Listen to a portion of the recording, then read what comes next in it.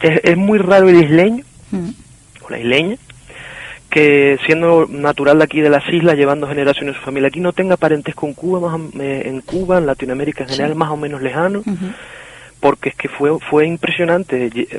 Hubieron momentos a nivel histórico en el que la isla de la Palma y otras de Canarias se vaciaron, la Sorte y Fuerteventura. La mitad de su población se fue por las miserias y hambrunas que había. En vano tenemos que recordar que la mayor parte de la propiedad pertenecía a pocas manos, y esas personas siempre se veían cubiertas por los excedentes o que ellos tenían en sus silos y tal, pero la mayor parte de la gente que no tenía nada, no tenía tierra, no tenía cómo cultivar, no tenía herramientas, ni siquiera vacas para poder sembrar, o en un año de sequía como este que estamos viviendo, en aquellas épocas era terrible, no tenían nada que llevarse a la boca y la gente salía en masa. Y también inclusive hubieron por parte de la corona instrumentos como el tributo en sangre, que fue desde 1678 hasta 1778, la obligación de por cada 100 toneladas, me parece. Sí, yo tengo por aquí el escrito también. Sí, que se tenía que enviar a 5 familias canarias obligatoriamente. Sí. Y a partir de ahí se poblaron sobre todo territorios que estaban en disputa por la corona y en los cuales había poblaciones indígenas hostiles o pobladores de otras nacionalidades europeas. Uno de estos casos es el Yucatán, o el sur de México. Ahí está Alejandro. Me puse en contacto, otra anécdota, con una asociación musical, un colectivo musical que hacían que hacen todavía son huasteco, y les dije, felicidades por lo que hacen desde las Islas Canarias, y me pegó una respuesta espectacular diciendo, no, gracias a usted por ponerse en contacto con nosotros, porque desde las Islas Canarias es donde viene toda nuestra música, me dijo, y yo me quedé como estupefacto al principio, pero empezando a investigar, por lo visto en la zona sur de México, parte de Yucatán y tal, en el siglo XVII recibió población canaria del tributo en sangre y tal, y se quedó allí como un remanente y ciertas costumbres, en concreto el tema de la décima, que hay estudios que a los canarios los responsabilizan de haberla extendido en todo el ámbito caribeño, ese tipo de aires y tal, y se queda uno sorprendido porque cuanto más miras en toda América, incluso más allá de Cuba y Venezuela, te ves más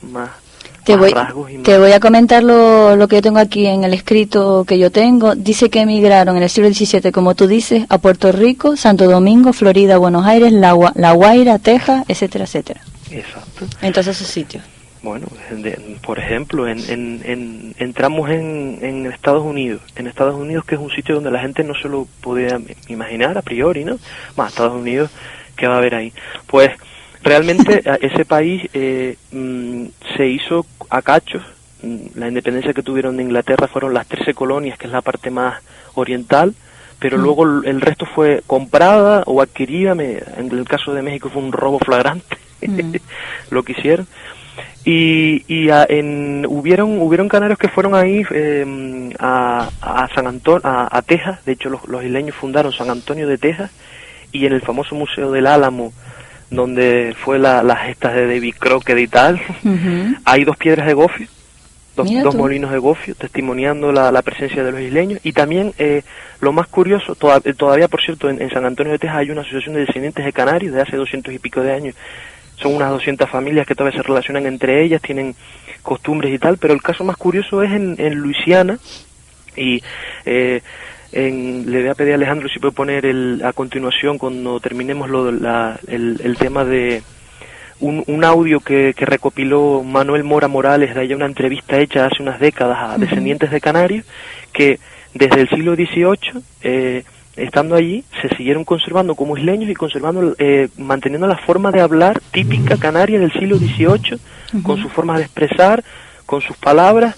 Se seguían denominando isleños y se casaban entre ellos, vivían en la isla en lo que se llama San Bernard Parish, un par de parroquias católicas que había en la zona, y se mantuvieron arraigados, porque la mayor parte de la población que estaba a su alrededor eran o descendientes de franceses, los Cayón, o después descendientes de los norteamericanos, los anglosajones más concretamente, que vinieron a esa zona cuando pasó a formar parte de Estados Unidos, y se siguieron manteniendo hasta que en el siglo XX las políticas educativas del gobierno americano prácticamente barrieron la forma de hablar, solo quedan algunas personas que mantienen el dialecto, pero sí conservan gastronomía de las Islas Canarias, conservan incluso el tema también de la religiosidad, conservan bastantes costumbres. Lo que pasa que ellos habían como perdido un poco la memoria de que venían de Canarias y se llamaban isleños y sí se mantenían arraigados, pero hubo un movimiento de recuperación cultural a lo largo de este siglo y están como tomando otra vez sus raíces y están haciendo fiestas. Ya han vuelto a Canarias un par de ellos y tal.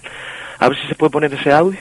También quería comentarte una cosa, a ver qué te parece la aportación de la isla de La Palma a la emigración, antes de pasar al audio, que Alejandro todavía está en control y realización.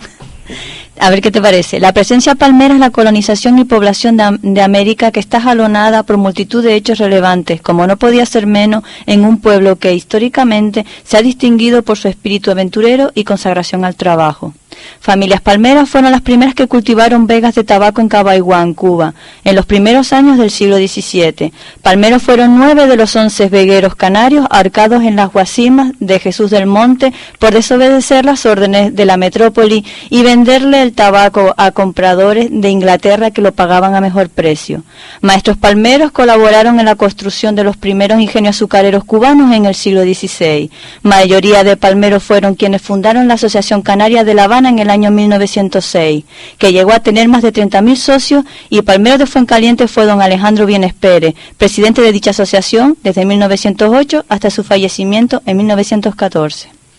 Hablar de Cuba, Venezuela, La Palma es hablar de la segunda patria. Aunque en la actualidad no existe emigración a dichos países, los vínculos que aún quedan son fortísimos. En la isla hay varios grupos de música cubana, interpretada por palmeros, con tanto estilo como los propios cubanos. ¿Cómo lo ves?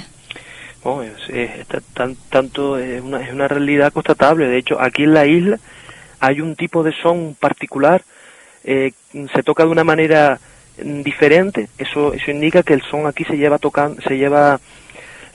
usando en la isla, se lleva como pieza musical desde hace bastante tiempo. Se adaptó hace aproximadamente un siglo. Estuve hablando con un amigo que él tuvo la suerte, la dicha de tocar con Carlos Puebla, y él se ponía a tocar la guitarra al modo del son de aquí de La Palma, y Carlos Puebla se cogió unos rebotes como, eso no es así.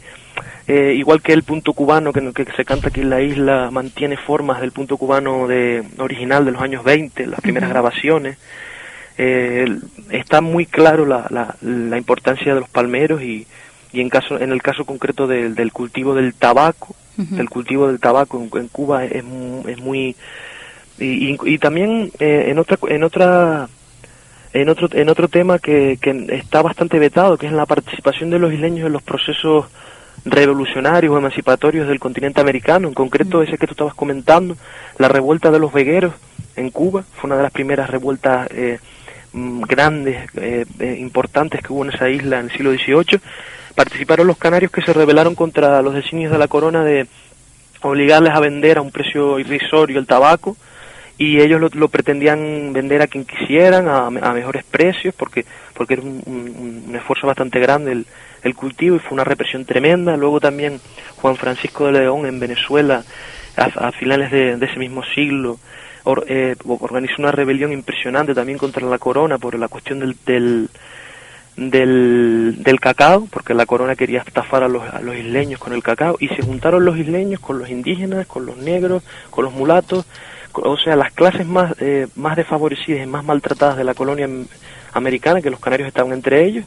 Los canarios no eran considerados en ningún momento como españoles siquiera, sino eran considerados como criollos, como personas ultramarinas, igual que los americanos. Y fue una reprimenda también impresionante. Las tierras las acabaron labrando con sal, lo mandaron al presidio de Cádiz, acabó muerto. Y también el precursor de la independencia de Venezuela, Miranda, era de origen isleño, y por eso también él fue despreciado por la élite venezolana de origen criollo, de origen vasco, de origen cántabro, de orígenes más nobiliarios, por así decirlo, más pureza racial que tenían para las concesiones de la época. Y ellos lo llamaban blanco de orilla, a los canarios le llamaban blanco de orilla, porque eran como sí, eran blancos, pero eran de segunda categoría. Y por eso a Miranda lo traicionaron y lo acabaron entregando, y murió también en Cádiz, murió también de forma bastante triste. y tantos otros. En Cuba también, aquí hubieron muchos canarios que participaron en los mambises, que se metieron en los mambises. Aquí hubieron, me recuerdo yo de pequeño escuchar a personas mayores aquí en mi casa narrarme décimas de la época de los mambises, sobre Martínez Campos, sobre Maceo, sobre y me decían, no, porque mi tío fue mambí, no, porque el aquel, no sé qué, el abuelo de aquel fue mambí, fue para allá, se rebotó, se viró para los mambises. El porcentaje de canarios en el Ejército Libertador cubano era enorme. Ahí están el libro de bajas del Ejército Libertador, del Ejército Mambí, y salen de Carlos, creo, Mijalowski, uno de origen polaco, que luchó ahí con ellos, y eran una barbaridad las bajas de canarios que estaban participando, porque claro, eran gente que trabajaba en las condiciones más míseras en la colonia, con el tabaco, con la caña, y se vieron como también atacados por el ejército español y tal, y reaccionaban luchando con los mismos que padecían con ellos esos ataques que eran los cubanos de a pie, los criollos, ¿no? Pues cuando quieras el audio, Alejandro, que Pedro nos ha preparado hoy para escuchar un poquito de estos inmigrantes canarios en América.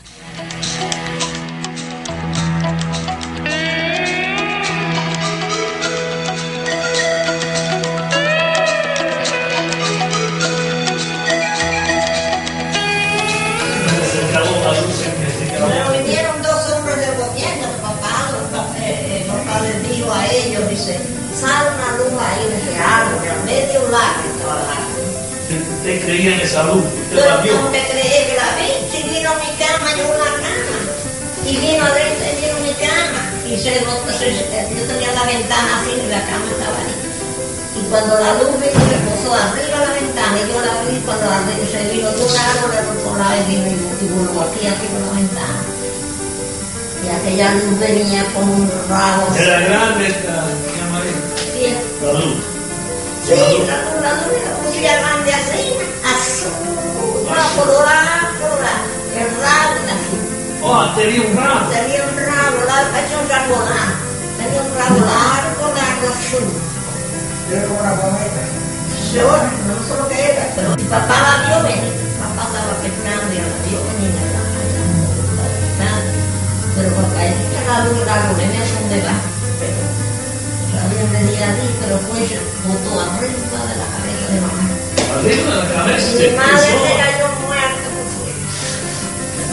Y usted dijo algo también que primo de usted que Dios llamó la luz. ¿Qué le pasó a él? Cayó por aquí, lo tuvieron que arrastrar la gente.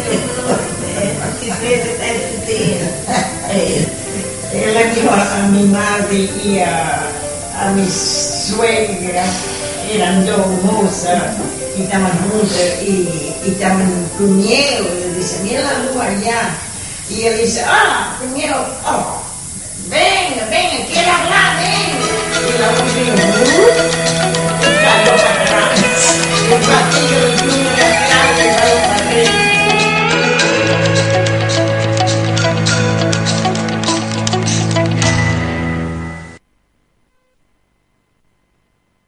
¿Qué, Pedro? Un vídeo, tiene un hilo musical previo, o sea, y posterior, y detrás como una música también de piano.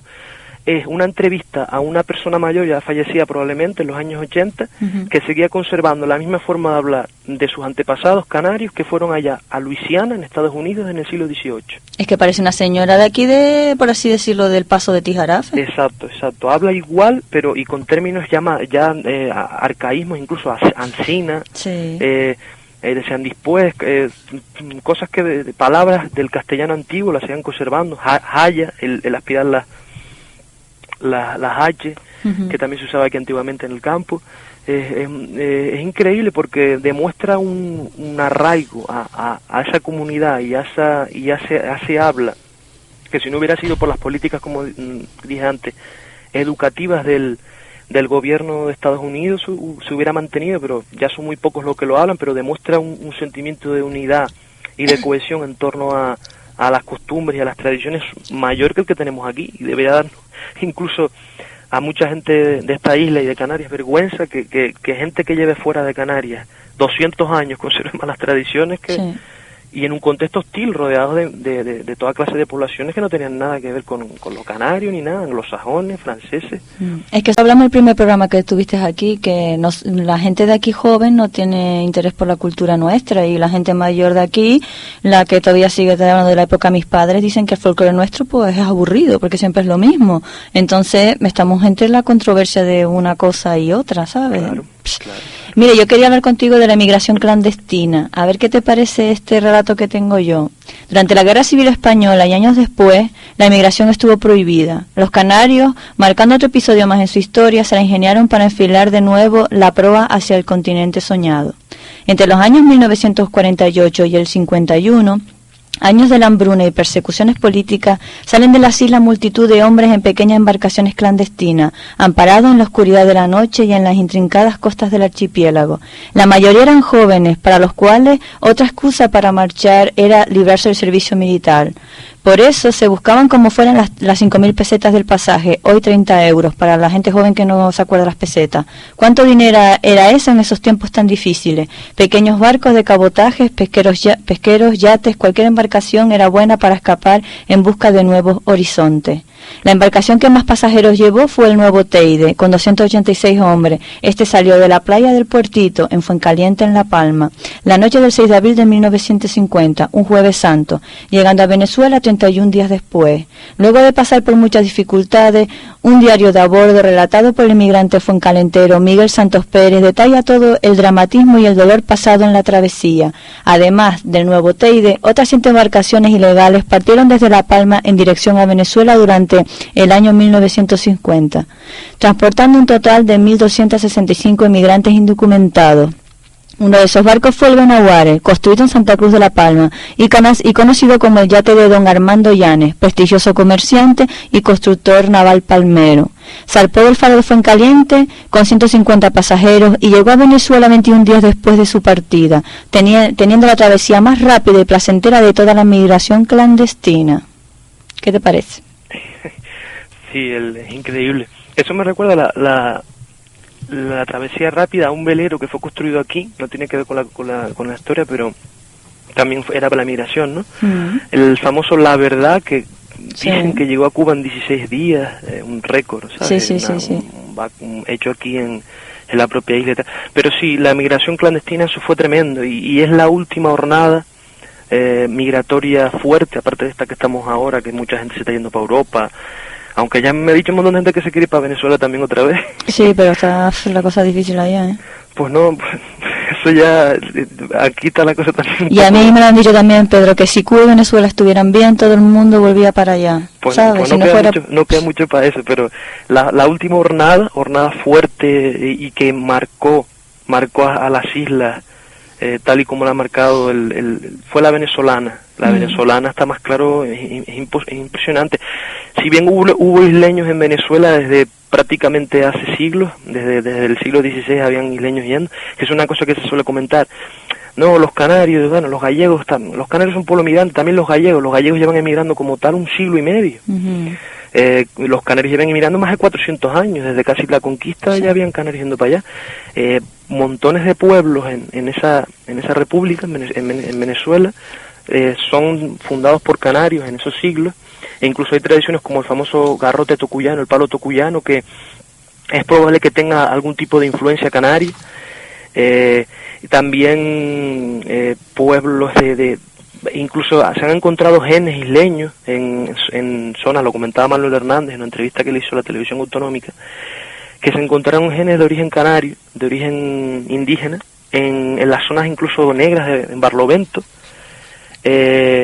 lo cual demuestra que hay una presencia canaria muy antigua. Incluso en la firma de la Declaración de Independencia de Venezuela, la mayoría de los firmantes eran o canarios, o descendientes de canarios, hijos, nietos.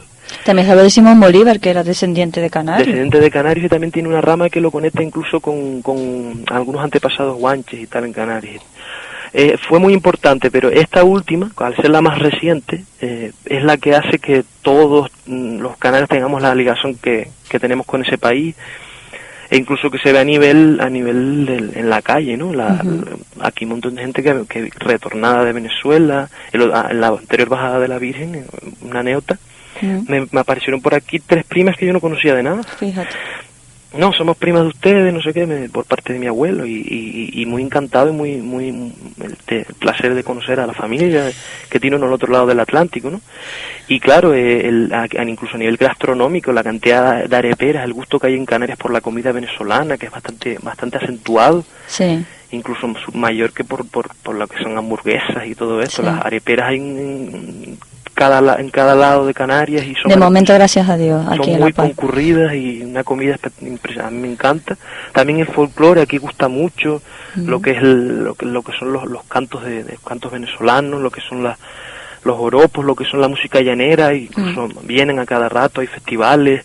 Hay una gran ligazón que viene de esta época. Fue una emigración cruda y terrible, sí.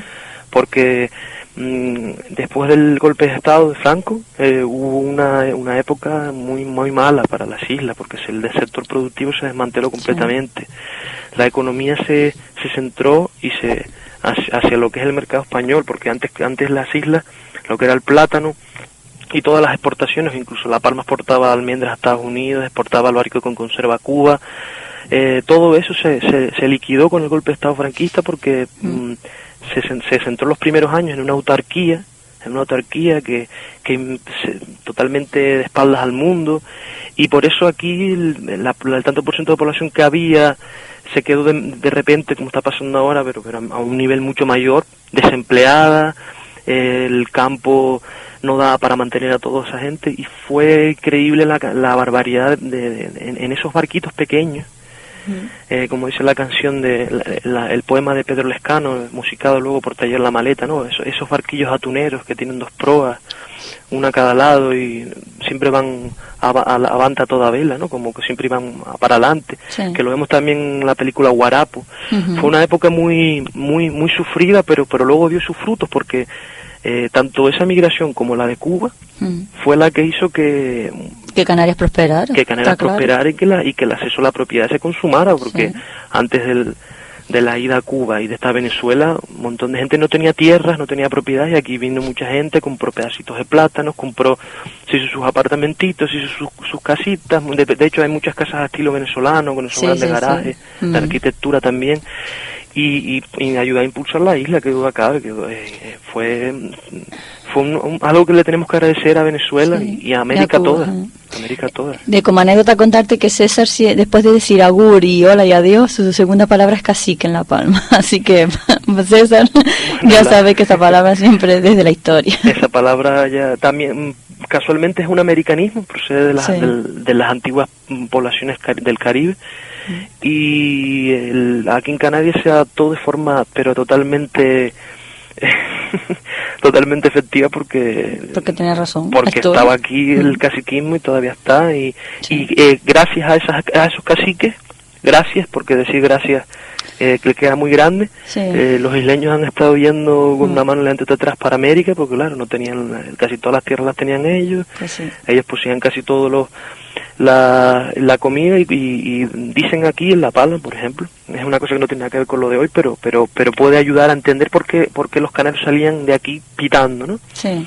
Cierta zona de aquí de la isla, del Valle de Aridane, donde se nucleaban las familias de caciques y de terratenientes, dice que era todo aquello lleno esa zona llena de mendigos pidiéndoles a pedir, gente que tenía miseria, que no podía trabajar.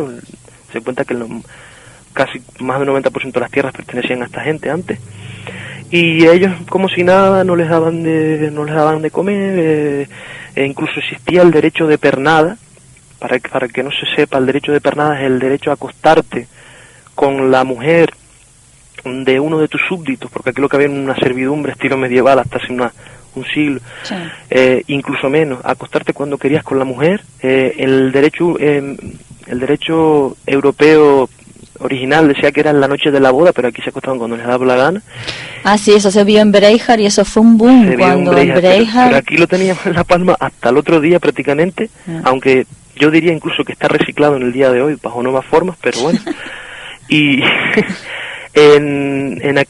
había diversas casas, en concreto en el valle, hay una arriba de la curva Los Castañeros famosa, que se llama la Casa de la Pernada, porque arriba venían ellos, y decían, tú, venga, para arriba. Y aquí también, dije antes que hay un montón de familias descendientes de esclavos negros en el Valle Aridane, y descendientes de indígenas, por supuesto, y de todo tipo de comunidades que vinieron, pero también hay mucha gente que son descendientes ilegítimos de caciques, sí, hijos naturales de caciques que dejaban a las mujeres en estado, y en concreto son una de las razones que a esta sociedad la han convertido en lo que es una sociedad, en cierta medida, pues con muchos miedos, con muchas problemáticas internas, todas estas cuestiones, y era lo que hacía que los canarios fueran a América de esta manera.